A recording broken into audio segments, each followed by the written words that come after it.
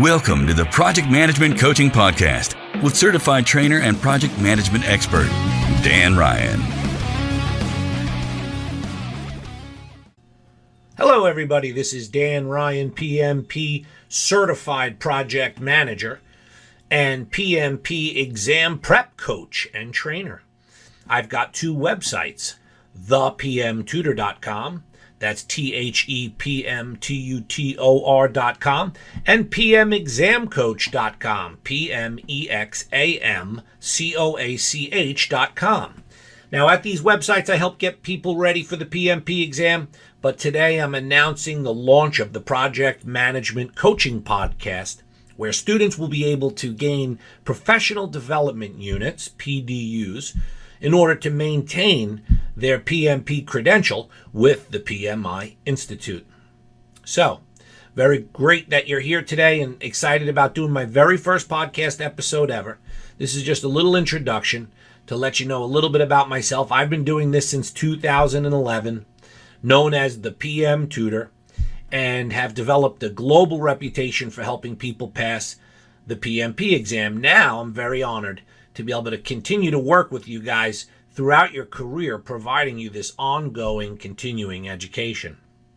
All right, so in my very first episode, we're going to be talking to Felix Hernandez, who was a former exam prep student of mine, but who is also an information security expert.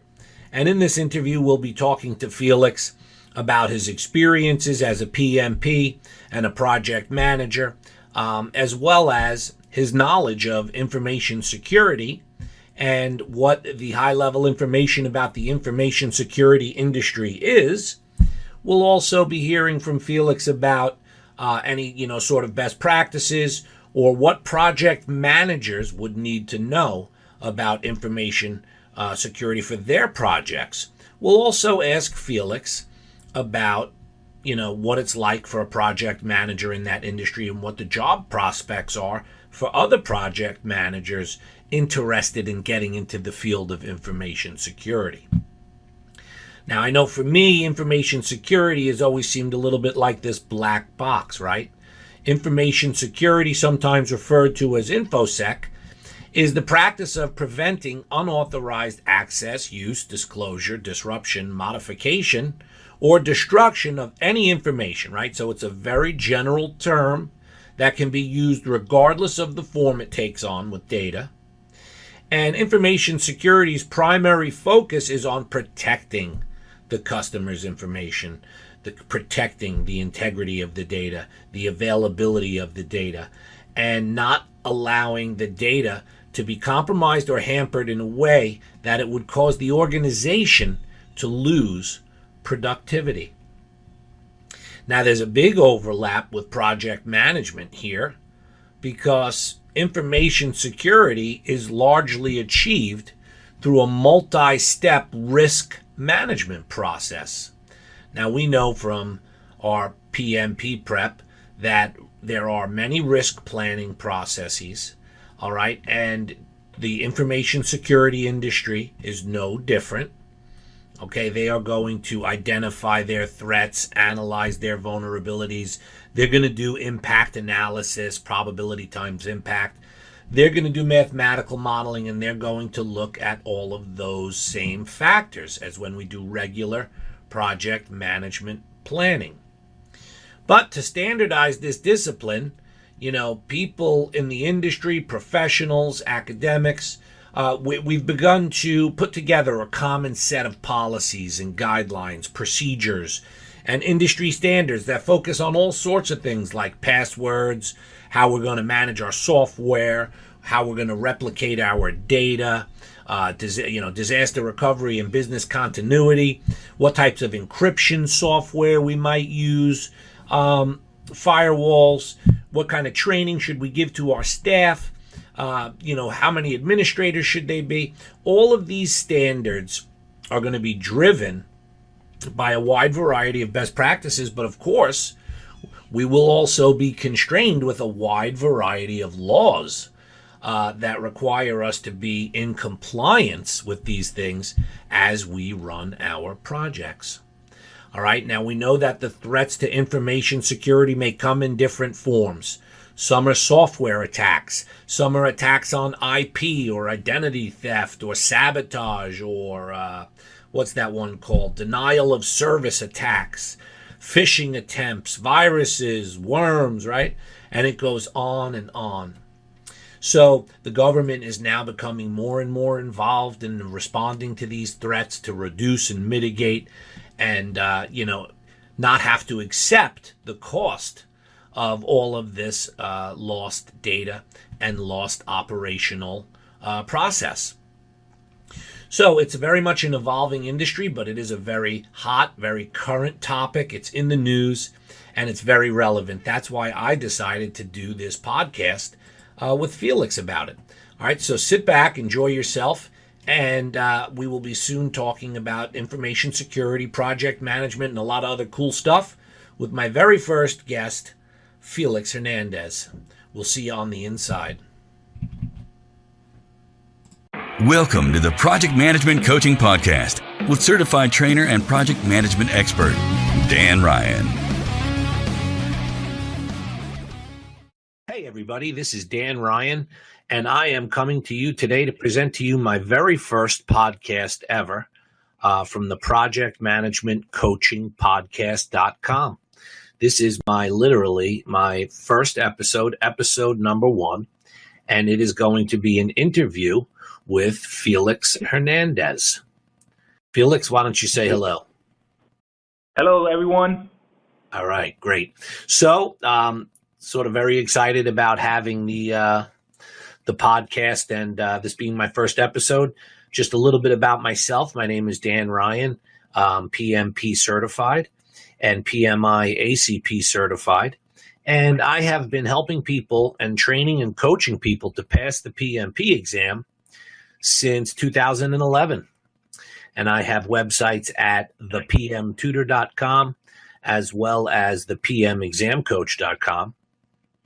So at this time, it made a lot of sense for me to be able to, get a podcast going where I could support my customers throughout their entire PMP journey, all right, including being able to earn PDUs as part of the 60 hours that they have to earn through PMI every 3 years. So that sort of brings me to where I am today, and this podcast is going to be a big supporting factor for all of my customers, not just to help them before the PMP exam, but to also be able to help them throughout their careers and maintain that relationship, really. So that's where I'm at. So Felix, you were familiar with some of my coaching methodologies. First of all, why don't you just introduce yourself a little bit about your background, and then I might ask you some questions about that PMP journey that you were on. Sure. Sounds great. Well, everyone, like Dan mentioned, my name is Felix Hernandez, and for the past 16 years, I've been focusing my technology career goals in the areas of IT architecture, IT security, enterprise risk management, and project management. Within the past couple of years, I've been a serial certification taker, and I've been certified as a project management professional and information security security manager. And for the past several years, I've been an independent consultant and speaker. I'm a native New Yorker, but now living in Atlanta, Georgia, and I consider myself a converted Southerner.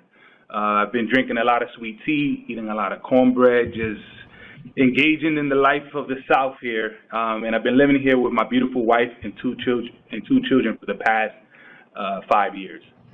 That's awesome. Can you get any good pizza there, though? That's the thing. That's the thing that I've been looking for. There's a lot of establishments here that say that they sell New York pizza, but it's never good enough, from eating pizza at home. Yeah. Well, 2 New Yorkers here, one living in New York, that's me, and you live in down south. So thank you so much, Felix, for joining me today. And let's talk a little bit about your journey to take the PMP exam. Set us up with the background a little bit about why you thought taking the PMP was important. Okay. As I was growing in my career, I've been everything in IT, from a help desk technician to network administrator to a systems manager.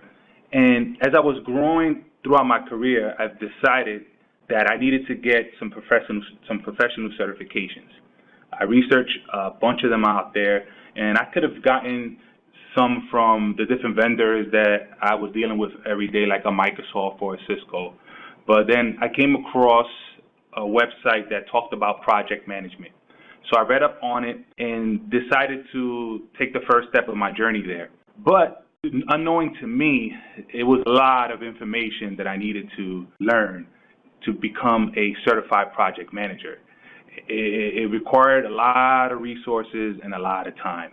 So I was in and out of studying for the certification. And then one day I sat myself down and I said, Felix, you have to finish the certification. You have to pass it.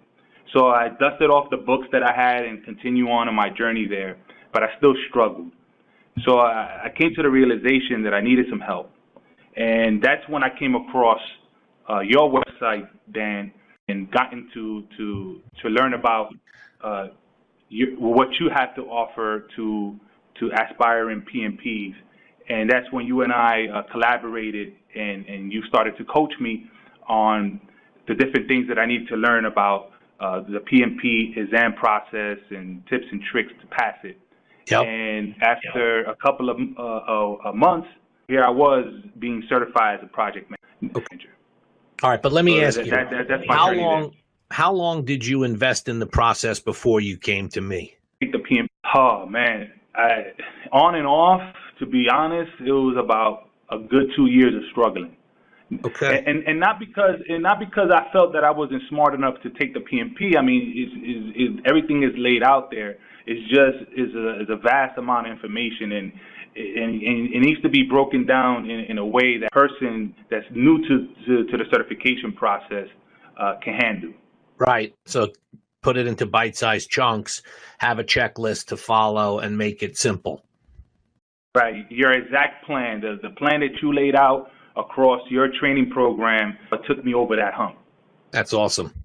So, okay, so you did the right training, you got through, and then what was it like the day of the test when you went in there? You know, not that you didn't tell me like the exact questions, but was it like, when you sat down to take the exam on the day, did you feel prepared like you were going to crush it? I felt like I was super prepared. Like I went into the certification exam center with a bunch of confidence because, throughout the sessions that you and I had, when you were showing me the different techniques about how to calculate earned value, how to work with the scheduling, how to manage stakeholders, all those tips and tricks that you provided me throughout our coaching sessions. I went in there into the exam center, sat down with some water, and every question that came about was, okay, I know I worked with Dan about that, his checklist. And how did you score? How did you score on the exam? All proficient. Really? All five categories? All 5 categories? Yes. Nice. Yep. Yeah. All right, that's awesome, Felix. So, Felix, now you go back to work. You're a PMP certified. You're an experienced guy. You've been in the industry for 10, 15 years. So tell me, when you have this certification and you go back, is it different afterwards? Do you feel like this, what was real, what was not? Like, how would you consider life before versus life after with the new credential? I can give you a perfect example of that. So when I got certified, I am part of the local PMI chapter in Atlanta. So before I got certified, I was just sitting in the crowd, just participating in the sessions, getting to know and network with different people. But once I got certified, I entered that room with a confidence. And when they give you the name tag, it says Felix Hernandez, but then you get those 3 letters after your name, PMP. So people will be like, oh, wow, you're a PMP. When did you get certified? What study materials did you use? What projects are you working on? So it allowed me to be part of this large community, and it made me felt real good. And then as an independent consultant, when I'm working with clients and I pass them my business card and it says that I'm a project management professional, the conversation changes because now they're looking at you as subject matter expert. Yeah. It's true. It really does change the dynamic about how you're viewed through that lens that people look at you. But what I'm asking you is, despite how you might have had this improved social standing from it, did you find that you were applying things, or that you during your project management work in the weeks or months after you passed the exam, did you notice that you were like, oh wow, I'm doing this now because I'm certified. I wouldn't have done this before. Yes, I had. In regards to, let's say, collecting project requirements, even with my interactions with the stakeholders, just the different skill sets that I learned as I was studying for the PMP, I was able to apply it in the real world right off the gate. As soon as I entered into a project, all the skill set that I learned was automatically applied. That's fantastic. That's the part I like to hear, because, a lot of people who struggle with this stuff will say, oh, it's not real life. But, there are a lot of things that we can use from that training in our careers and in our jobs every day. So let me ask. One other thing I wanted to add. I'm sorry for cutting you off, sure. Dan. But one of the things that I actually took away from the training was the importance of the work breakdown structure. I really didn't put emphasis on that prior to becoming a PMP. But as we were going through the training, I realized that's an important piece of the whole project management phases. Just being able to break down all your project activities and put it in some type of program like Microsoft Project or all the other tools that are out there. That's a good takeaway that I took away from the training. Also, I hear a lot of collecting the requirements. And I hear about the work breakdown structure also. Yeah, that's awesome. That's good feedback. Thank you. All right, so let's change gears. Now, tell me, in terms of the information security industry as an industry, which is your expertise, for the people who are aspiring out there as PMPs or, soon to be PMPs, and what can you give us a little bit of an understanding about, what is the information security industry in a way that regular people can understand? Okay. Well, before I answer that question, there's not a lot of people out there that actually know what information security actually is. There's people that can talk about the industry and stuff like that, but there's specific a definition of what information security is. And according to ISACA, which is ISACA, is an organization that certified me as a certified information security manager. And their definition of information security refers to the processes and methodologies which are designed and implemented to protect print, electronic, or other form of confidential, private, and sensitive information. Now, as project managers, that's all we deal with. In certain projects, to implement new technology or a certain piece of software, or when you're dealing with intellectual property, as project managers, we're not thinking about how that data is protected. If for, let's say, an example, a project team member computer happened to get a virus or maybe was attacked of some kind, maybe hacked, that information can get out and it could be detrimental to the project. I mean, it could even end the project immediately because that information got out. So it's very important as project managers that we take information security seriously because of that. So at a high level, when you're dealing with projects, we have to be information security aware as project managers. Very good. Wow, man, that's pretty fascinating. There's a lot more involved with that than I originally thought there would be. All right, so that sounds like it could be an entire education unto itself. But let me ask you, are there any best practices or basic tips and tricks for project managers or, for professionals that they could keep in mind in relation to, making sure that they do the best they can to help protect their information and work within the right governance? Yeah, it definitely is. To answer that question, I just want to just give a quick story to our listeners about something that I experienced throughout a project. So 12 years ago, I was asked to manage a software development project. And as you know, software development projects can be a handful. But in doing so, I had to gather requirements and develop a scope, estimate costs, obtain and manage the resources to complete the project deliverables. At that time, in all honesty, I felt it was my best work to date. Everything that I was able to accumulate was spot on, and every stakeholder in the project felt that the information that I was able to gather was great information to allow the continuance of the project and green-lighted it. A year later, the software was tested, modified, tested again, and then finally moved in the hands of the operations team. And then the stakeholders deemed it a success. But then what happened? Everything went downhill in regards to the project in itself. The code for the software was poorly written. The software had backdoors, and in IT security speak, backdoors are used in security breaches to access the victim's computer network. So it was basically a total nightmare. The IT department didn't have enough resources to support the software and didn't maintain it properly. So there was a lot of different types of access to the system by people who didn't need it. And a lot of that information that was imported into the system was exposed to the users of the network. It was just a total nightmare. And at that time, I didn't know whose fault it was. Was it my fault? Was the IT department's fault? Was it the organizational leadership? I mean, in my eyes, I believe it was everybody's fault. Well, that's what it sounds like.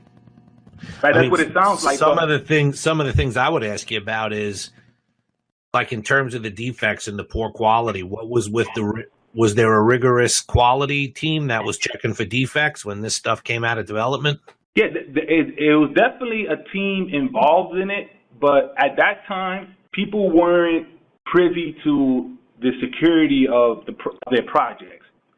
So ultimately, it wasn't a consideration. Maybe it wasn't enough of a scope consideration.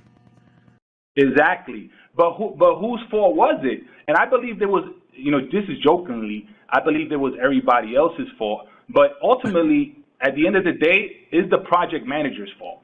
Right? The project manager is supposed to manage the risk of a project from beginning to end. Mm-hmm.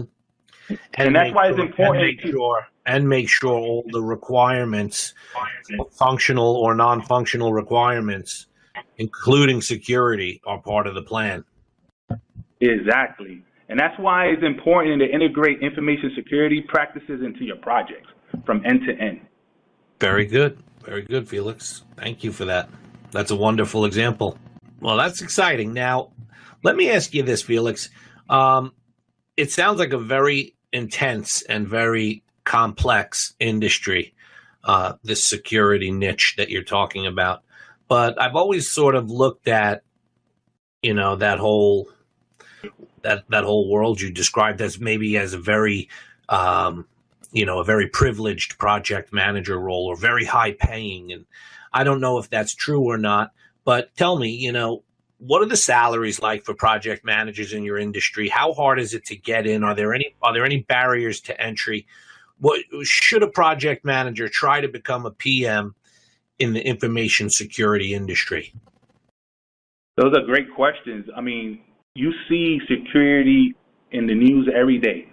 From, matter of fact, just recently, the city of Atlanta was attacked by malware, and a lot of their systems were shut down. So the city government didn't know what to do other than work with their partners like Microsoft, the FBI, and those type of entities.